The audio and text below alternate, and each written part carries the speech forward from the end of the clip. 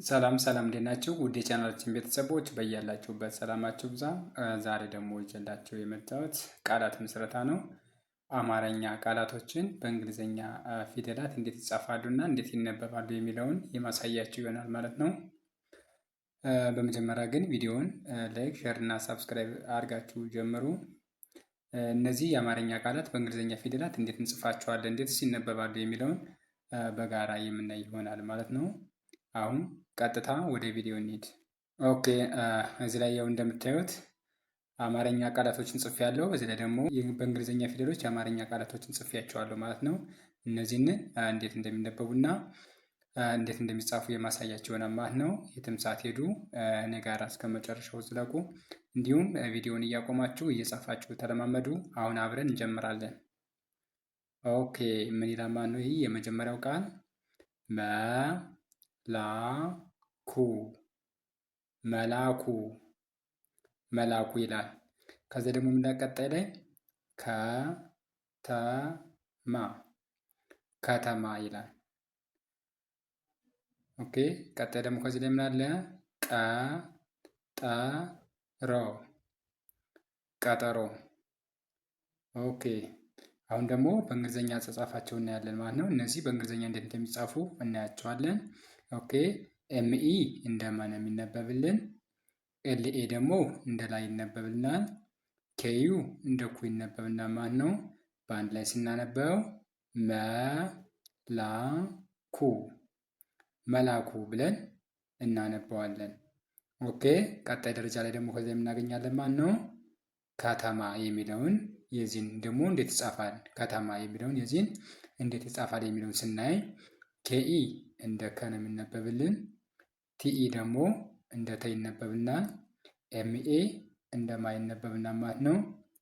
እነዚህ የእንግሊዝኛ ፊደላት ስርዓት ባለው መልኩ ሲደረደሩ ከተማ ከተማ የሚለውን የአማርኛ ቃል ይሰጠናል ማለት ነው። ምን የሚለው ማለት ነው? ከተማ የሚለውን።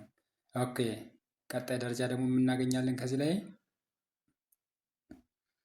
ኬኢ እንደ ቀ ነው የሚነበብልን። ቲኢ ደግሞ እንደ ጠ ይነበብልናል። አርኦ እንደ ሮ ይነበብልናል። ስለዚህ ይህንን ስናነበው ምን ይላል ማለት ነው?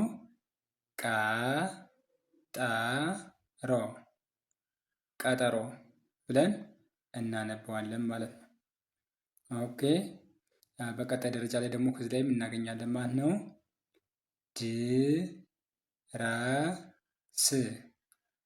ድረስ ድረስ ቆስጣ ቆስጣ ቆስጣ ማንጎ ማንጎ ማንጎ።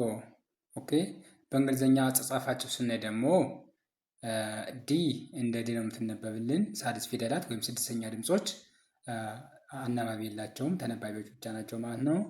አርኢ ደግሞ እንደ ረ ነው የሚነበብልን። አሁንም ኤስ ደግሞ ሳድስ ፊደል ስለሆነች ኤስ ብቻ ነው የምትሆነው ማለት ነው። ኤስ እንደ ስ ትነበብናለች ማለት ነው።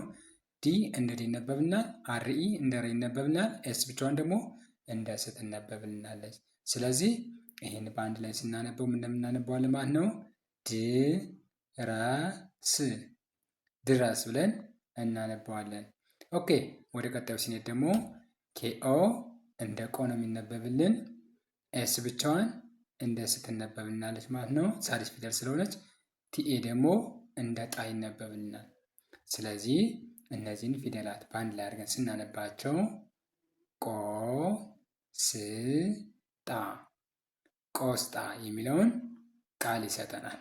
ኦኬ በቀጣይ ደረጃ ደግሞ ከዚህ ላይ ምን ይላል?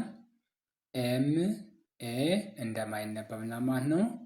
ኤም ኤ እንደማይነበብና ኤን ብቻዋን እንደ ነ ትነበብናለች። ሲኦ እንደ ጎ ይነበብና ማለት ነው።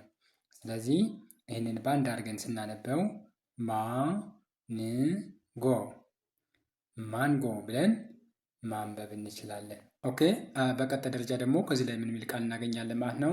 ሰላም ሰላም ሰላም ልጆች ልጆች ልጆች ቀለሙ ቀለሙ ቀለሙ። ኦኬ እነዚህን ደግሞ በእንግሊዝኛ አጻጻፋቸውና እንዴት ይነበባሉ የሚለውን ስናይ ኤስኢ እንደ ሰ ነው የሚነበብልን። ኤልኤ ደግሞ እንደ ላይ ይነበብናል። ኤም ብቻዋን እንደምትነበብናለች ማለት ነው። በአንድ ላይ ይህን ስናነበው ምን ማለት ነው? ሰላም ሰላም ሰላም ብለን እናነበዋለን ማለት ነው። ኦኬ ከዚህ ላይ ደግሞ ይህን ስናይ ደግሞ ኤል እንደ ል ትነበብናለች። ጂኦ እንደ ጆ ነው የሚነበብልን። ሲኤች ደግሞ እንደ ቺ ይነበብናል ማለት ነው። ስለዚህ ይህንን በአንድ ላይ ስናነበው ልጆች ልጆች ብለን እናነበዋለን። ኦኬ በቀጣይ ደረጃ ደግሞ ይሄ ላይ ምን ይላል? ኬኢ እንደ ቀ ነው የሚነበብልን።